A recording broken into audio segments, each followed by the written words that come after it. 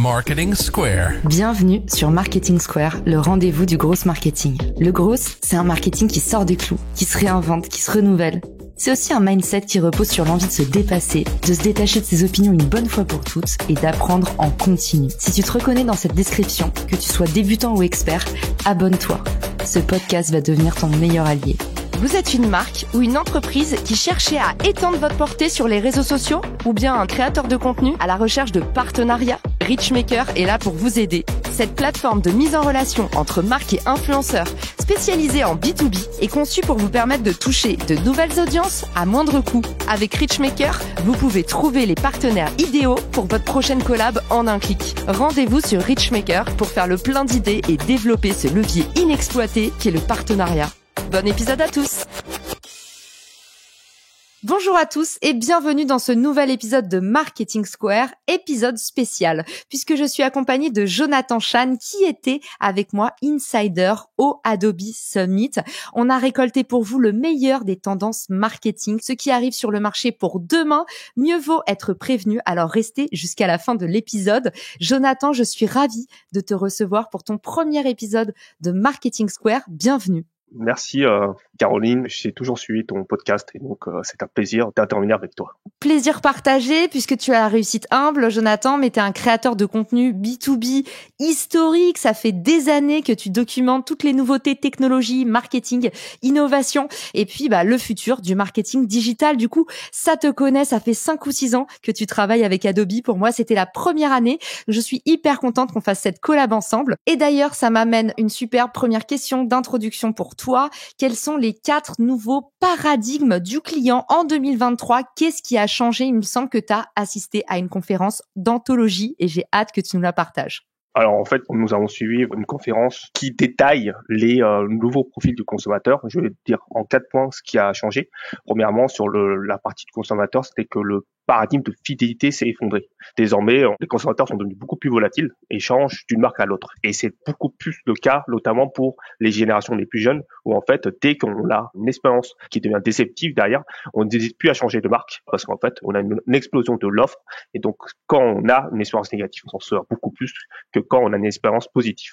Et donc, on dit souvent que la confiance est difficile à obtenir, alors que la loyauté est facile à perdre. Du coup, qu'est-ce qu'il faut faire? Il faut proposer des expériences mémorables qui comprennent les besoins des consommateurs tout en maintenant leur confiance. Comment on peut maintenir leur confiance?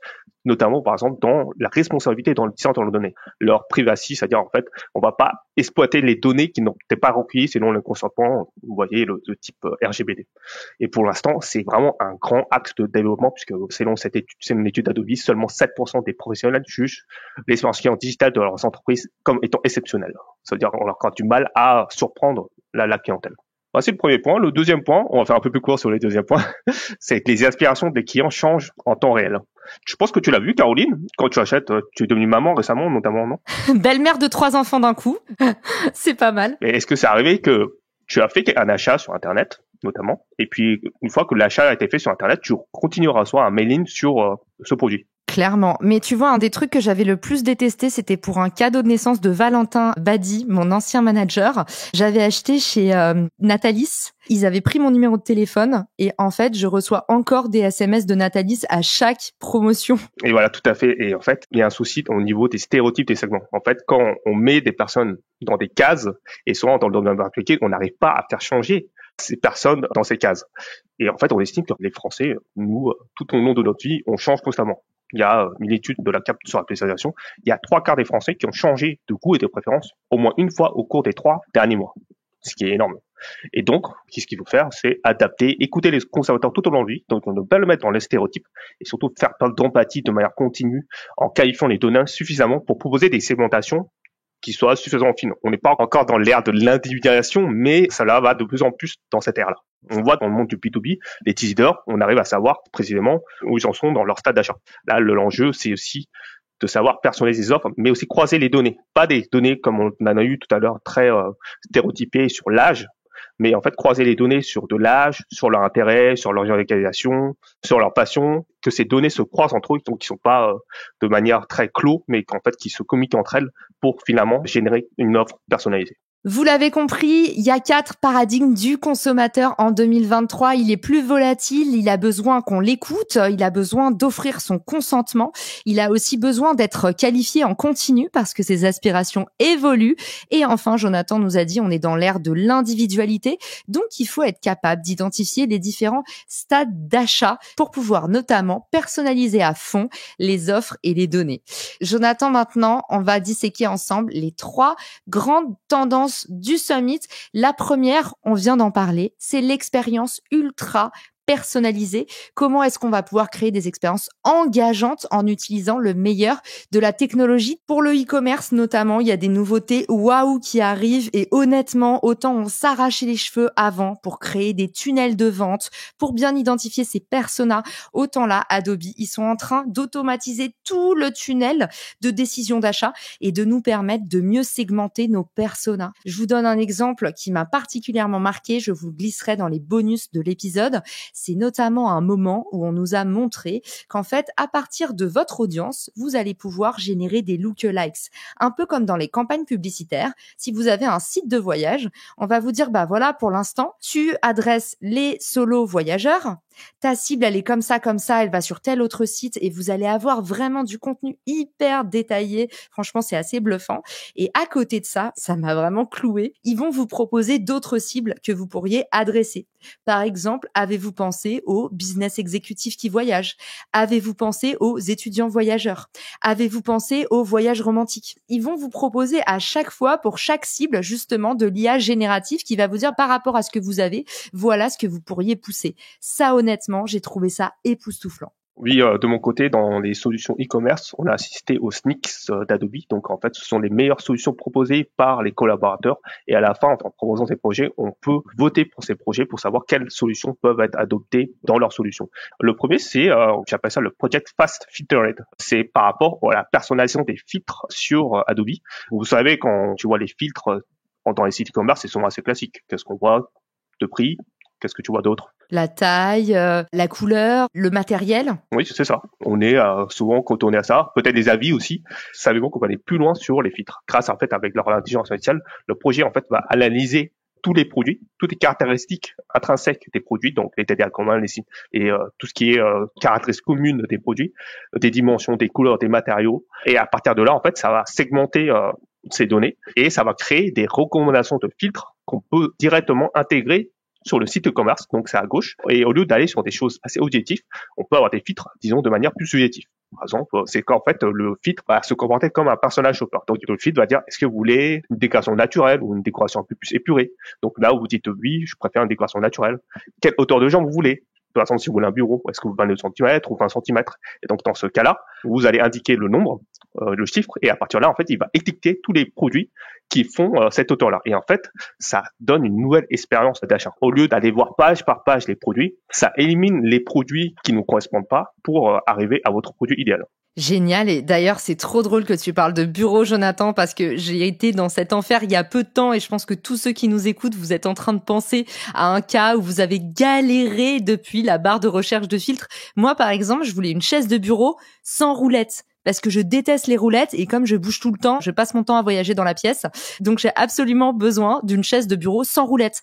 Et ben, c'était pas proposé dans les filtres. Donc, je me suis retrouvée sur le site de La Redoute à me taper les 23 pages en cherchant une chaise de bureau sans roulette parce qu'il y avait pas le filtre. Et pareil pour ceux qui disent, moi, je voudrais une armature en bois. Moi, je déteste les armatures en métal. Donc là, Jonathan vous dit, c'est bientôt potentiellement la fin de l'enfer. Ouais, c'est vraiment un assistant personnel qui va vous dire par vos besoins quels sont les goûts et votre produit idéal. Après le deuxième projet, on est encore sur les filtres, mais c'est un autre type de produit un peu plus petit mais qui m'a beaucoup attiré. C'est en fait, tu as des couleurs préférées, non, Caroline? Bien sûr, toujours les mêmes en plus. Moi, je suis très noire, ocre et rose. Et bien sûr, dans la maison, tu vas essayer de choisir des objets qui correspondent à ces couleurs. Alors, c'est mon copain qui fait tout parce que moi, j'ai vraiment pas de talent pour le design. C'est une catastrophe. En fait, il y a le projet Two Colors qui fait ça. Vous allez prendre une photo de vous et indiquer vos couleurs préférées. Et à partir de là, en fait, Adobe va, par son système d'intelligence artificielle, va générer une palette de couleurs qui conviennent le mieux à vos besoins personnels. Une fois que vous avez fait ça, ça crée une espèce de filtre derrière et vous pouvez sur tous les sites affiliés à Adobe dire voici mes couleurs préférées et en fait ça adopte du coup la tonalité de couleurs que vous souhaitez avoir. Ça donne un espèce de filtre sur cette complémentarité de couleurs et voir si le site a ces couleurs. Et je trouve ça très sympa, surtout pour moi parce que moi je choisis mes produits en fonction des couleurs dans la maison pour que ça soit harmonieux. Avoir quelque chose comme ça, c'est un plus indéniable. C'est clair. D'ailleurs, Canva permet de générer aussi des palettes de couleurs. Et il y avait aussi plein d'extensions qu'on adorait, comme Colors, par exemple, qui permettaient à partir d'une couleur de vous proposer des associations de couleurs plutôt harmonieuses. Donc, parfait pour ceux qui, comme moi, n'ont pas forcément l'œil pour le design ou pour créer des contenus, les petits carousels LinkedIn, tout ce qu'on aime, avec beaucoup de goût, ou qui veulent tout simplement faire leur site internet et se disent, OK, ma couleur phare, c'est le violet, mais qu'est-ce que je peux mettre comme couleur secondaire et tertiaire? Ouais, tout à fait. Ça crée normalement souvent le violet et associé à une couleur un peu plus neutre comme type beige. Et je pense que ça, on peut l'indiquer aussi dans ce projet-là pour en fait qu'ils puissent utiliser des couleurs dites complémentaires. Forcément, on va pas mettre qu'une veste violet, donc il y a toujours une couleur secondaire. Canon. Est-ce que tu avais autre chose dans cette partie-là e-commerce qui avait retenu ton regard? On a compris que tu kiffais les filtres, Jonathan. Alors là, c'est plus du back-end au niveau du projet. Leur projet s'appelle Projet Extraordinary Email. Alors, qu'est-ce que ça fait? Nous, c'est vrai, c'est sur les réseaux sociaux qu'on fait un contenu qui est géré par l'algorithme. Mais après, il faut penser aux personnes qui font des contenus, par exemple, notamment par le mail. L'intelligence artificielle générative va aider les personnes à générer des mails. Quand on est sur le back-end, il y a un fenêtre de chat et en fait, à base d'un prompt, on va écrire les mails que je veux. Par exemple, je veux un mail destiné aux voyageurs de moins de 30 ans pour telle destination. Et à partir de là, en fait, Adobe va générer le template de mail à partir de ce prompt-là et vous pouvez l'ajuster. Qu'est-ce que ça génère concrètement? Donc, il génère la photo et plusieurs variations de photos à travers leur base stock. Il génère bien sûr les différents textes et aussi les différents call to action et les éléments. Si vous voulez, par exemple, ajouter un carousel, c'est possible à travers cet élément. C'est plutôt très bien. Non seulement ça génère les templates mail, mais aussi on sait souvent notre email, surtout les emails commerciaux, c'est pas le mail qui va réussir. Donc en fait, grâce à l'intelligence artificielle, on peut démultiplier les mails différents, segmentés par cible, pour optimiser ce taux de conversion. Et donc l'intelligence artificielle générative va beaucoup aider à avoir une expérience plus personnalisée de ces mails commerciaux. C'est un truc de fou. Ils vont générer des ABC testing 3 fois plus vite. Donc, en fait, c'est la fin du casse-tête. C'est déjà difficile de pondre une version. Maintenant, vous avez la possibilité de démultiplier les versions et vous allez même avoir des intelligences artificielles qui vont vous permettre d'écrémer en analysant automatiquement que telle séquence a le mieux marché avec ces mots-ci et qui va pas pouvoir diguer de plus en plus loin. Il y a aussi Lemlist qui vient de sortir son intelligence artificielle pour vous aider à faire des meilleurs emails. Mais ça, je l'attends tellement, Jonathan, parce que je me souviens comme c'est difficile quand tu viens de te lancer et que tu dois écrire des emails de prospection. C'est un savoir-faire, honnêtement, que tu vas avoir que dans la douleur. En tout cas, on a compris, si on est e-commerçant, c'est le moment de se lancer parce que honnêtement, avec tous ces outils, c'est l'équivalent d'une équipe marketing. Alors bien sûr, vous allez vous sentir un peu seul si vous êtes juste entouré d'IA, mais en tout cas, vous avez beaucoup plus les moyens qu'auparavant pour vous lancer si vous êtes solo en train de tester votre idée notamment. Deuxième gros volet, deuxième énorme tendance, et Dieu sait que c'est la bête noire des marketeurs et de ceux qui font de la communication, c'est le fameux omnicanal. Il faut être partout, mais ne pas raconter la même histoire. Il faut décliner selon les canaux. Il faut à chaque fois une empreinte, une patte spéciale, et tout ça dans une journée qui ne fait que 8 heures de travail. L'avenir du contenu, ils en ont parlé, Jonathan, évidemment. C'était ma partie préférée, surtout que cette keynote a été menée d'une main de maître par Scott Belsky, qui est le Chief Product Officer de Adobe, rien que ça. Et le mec était hyper brillant sur scène. Il nous a expliqué qu'aujourd'hui, il travaillait pour de meilleurs workflows, c'est-à-dire moins de work, plus de flow. Donc évidemment, ça m'a convaincu parce que la bête noire des créateurs de contenu, c'est que souvent on a envie de faire plein de choses, mais dans l'opérationnel, on va se démotiver, on va au final finir avec une idée au rabais parce qu'on n'a pas les moyens de la développer. Et ils nous ont montré des choses assez bluffantes sur la déclinaison de contenu. Tous ceux qui, comme moi, ont par exemple un contenu prioritaire comme moi, le podcast, ils vont avoir la possibilité de démultiplier ce contenu grâce à l'intelligence artificielle. Si vous avez écouté mes précédents épisodes, je vous recommandais ce petit outil PodSqueeze. Je vous le mettrai dans la description de l'épisode. Ça vous permet de transformer votre podcast en transcript écrit. C'est un truc qu'on me demande tout le temps. On me dit, Caro, est-ce que tu connais quelqu'un qui pourrait faire ça? Je connais cet outil. Il a une version gratuite en plus et il y a la même chose pour les vidéos YouTube. Aujourd'hui, ce qui est intéressant, c'est à partir d'un contenu, contenu, vous avez la possibilité de le suradapter pour qu'il puisse en fait coller et remplir les trous dans la raquette sur d'autres canaux. Donc, profitez-en, vous allez pouvoir décliner vos formats en micro-contenu. Vous allez pouvoir aussi, si besoin, les rallonger. En gros, le projet d'Adobe, c'est de lancer ce qu'ils appellent une supply chain factory. On parle souvent de content factory. Comment est-ce qu'on va décliner sa stratégie de contenu? Eh ben, eux, ils voient vraiment la mécanique derrière. Et toi, Jonathan, t'en sais un petit peu plus justement sur les outils qui sont en préparation. Oui, tout à fait. Avant de te parler de ça, un petit topo sur le contenu. Nous, on a l'impression de dire qu'on a énormément de contenu, on arrive à tous les lire, mais en réalité, c'est plus nuancé que ça. En fait, au niveau des utilisateurs, la croissance de la demande de contenu, c'est dans Adobe, a été multipliée par 2 depuis 2 ans. Sauf qu'en fait, elle ne matche pas la demande, puisque cette demande de contenu, elle sera multipliée par 5 d'ici les 2 prochaines années. Il y a un besoin de contenu de plus en plus personnalisé chez les consommateurs. C'est pour ça que il y a beaucoup de développement d'outils d'IA génératifs. On pense notamment à ChatGPT, mais aussi Midjourney dans les images, mais aussi notamment pour Adobe, on a Firefly pour leur IA génératif sur des images. Et donc sur cette histoire du content supply chain, ça remet le contenu au centre de toutes les équipes. Marketing, commercial, aussi RH. En fait, on peut suivre sur le content supply chain chaque étape du processus de la gestion de tout contenu, de la planification à l'analyse, en passant par la production et la diffusion. Je vais prendre un exemple, ça va être plus simple. Dans la planification, quand on va faire des campagnes marketing, chaque équipe aura accès aux différentes campagnes qui sont en cours, c'est-à-dire du coup les équipes sales auront des campagnes notamment sur de la vente, du closing des ventes. Les équipes par exemple de marketing auront des campagnes par exemple pour générer du trafic. Alors peut-être que les équipes, notamment dans la communication, auront des campagnes plutôt pour générer de la visibilité sur certaines campagnes. Et donc chaque équipe, on pourra avoir toutes les campagnes en cours derrière et que les équipes puissent s'entendre entre eux parce que en fait c'est vrai qu'il y a encore beaucoup de silos sur les campagnes marketing. Ensuite, ce qui est intéressant aussi, c'est qu'il y a aussi cette production de contenu qui est aussi harmonisée. C'est vrai qu'en fait, quand on produit des contenus, souvent, c'est chaque équipe qui produit les contenus. Et donc, Adobe propose ce produit qui s'appelle le DAM, Digital Asset Management. À partir de là, en fait, il donne accès à les contenus de la marque en question et que chaque équipe puisse produire les assets, l'identité de la marque directement sur cet outil. Et enfin, dernièrement, ce qui est intéressant, c'est aussi finalement donner les analytics. Souvent, en fait, c'est une seule équipe qui centralise les résultats.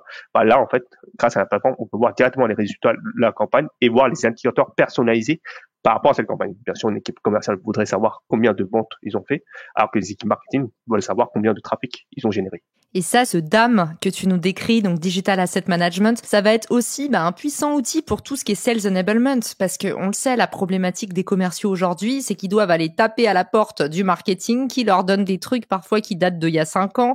Donc il y a toujours cette friction entre marketing et vente parce que justement, c'est difficile de faire transiter les bons outils en temps réel. Donc toi, tu nous dis, ils sont en train de travailler sur cette trousse à outils qui va permettre à l'information, au contenu, de transiter en temps réel entre les différents services, toutes les personnes qui ont besoin du contenu de la marque, parce que c'est vrai que on parle de communication externe, mais c'est vrai qu'il y a aussi un besoin en temps réel, en interne, dans l'entreprise, pour l'équipe com de mieux comprendre ce sur quoi bosse le produit, pour l'équipe des commerciaux d'avoir toujours les informations avant les clients, parce que ça on connaît, c'est aussi la bête noire du commercial. Ah bon, il y a un webinaire spécial sur tel truc, ah bah j'en avais pas entendu parler. Voilà comment passer pour un peintre devant son client.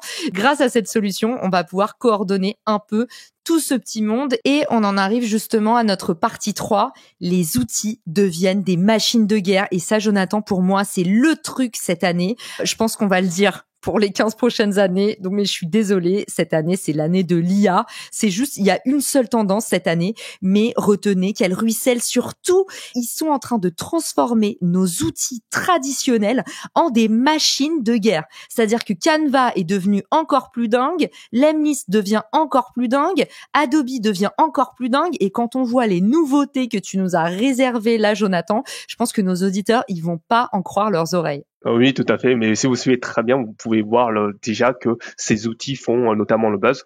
Le premier outil, c'est Adobe Firefly, l'IA génératif d'Adobe, qui est déjà disponible en ligne. D'ailleurs, je vous invite à tester. C'est adobe.com/Firefly. Et vous pouvez, si vous avez un compte Adobe, tester directement 4 fonctionnalités. Le premier, c'est le texte ou image. C'est une sorte de Midjourney, en fait. Vous générez une requête. À partir de là, il y aura plusieurs paramètres qui vont sortir de l'image, comme le format, l'éclairage ou la composition.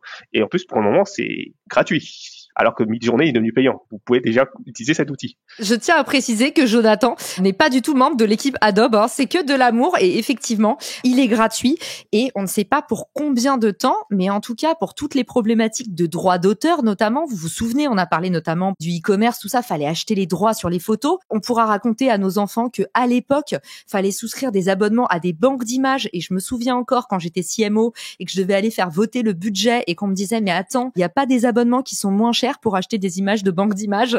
Ça coûtait une fortune. Donc maintenant, floor is yours. Vous avez vraiment la possibilité de créer des visuels sur mesure. Enfin, en vrai, c'est un rêve pour les marketeurs qui devient réalité. Après, je tiens à ajouter quelque chose, puisque tu me le fais penser, justement. Il y a aussi ce côté utilisation des images commerciales. Sur des autres outils de génération d'images, on ne sait pas d'où proviennent les données. Donc, en fait, on ne peut pas savoir si on peut les utiliser sans être attaqué parce qu'on a pris une base de données. Alors, sur ce cas-là, par exemple, sur Firefly, ce sont des données qui sont prises directement sur la base d'Adobe Stock. Et Adobe s'engage même à, si dans le cas où il y a des personnes qui se plaignent sur le fait que cette image n'a pas été prise sur une base commerciale, de rembourser les frais de justice sur ce cas-là. C'est un bon coup de leur part. C'est clair que va y avoir des questions de propriété qui vont émerger très très vite. Ça fera l'objet d'un nouvel épisode, hein, mais il y a aussi des gros malus sur l'IA. Les prochains scandales, ça va être l'authenticité. Comment est-ce que tu prouves que c'est une vraie image? Et effectivement, ça va faire aussi mourir plein de métiers, malheureusement. Donc, comment on transforme ces gens qui, pour l'instant, vendent leur image, qui font des professions qui vont être menacées par l'IA. Donc, ce que j'en pense, en fait, c'est qu'on va pouvoir vraiment amoindrir les budgets marketing grâce à ces nouveaux outils. Je pense aussi que c'est dangereux parce que ça va faire disparaître tout un tas de professions et il va falloir voir comment est-ce que tu remplaces ces personnes-là. Oui, tout à fait. Après, il y a plusieurs parties dans le domaine de l'intelligence artificielle. Après, je dirais que le mieux, même si on peut avoir des avis négatifs, il faut toujours essayer parce qu'en fait, c'est en essayant les outils d'intelligence artificielle qu'on comprend les différentes failles derrière. Par exemple, ChatGPT peut notamment se répéter parfois ou halluciner. Et donc, à partir de là, les humains peuvent après exprimer leur créativité. De dire, ah, ça, l'intelligence artificielle ne peut pas le faire. Générer de l'émotion, l'intelligence artificielle ne peut pas savoir notre historique complète, ne peut pas savoir le contexte actuel.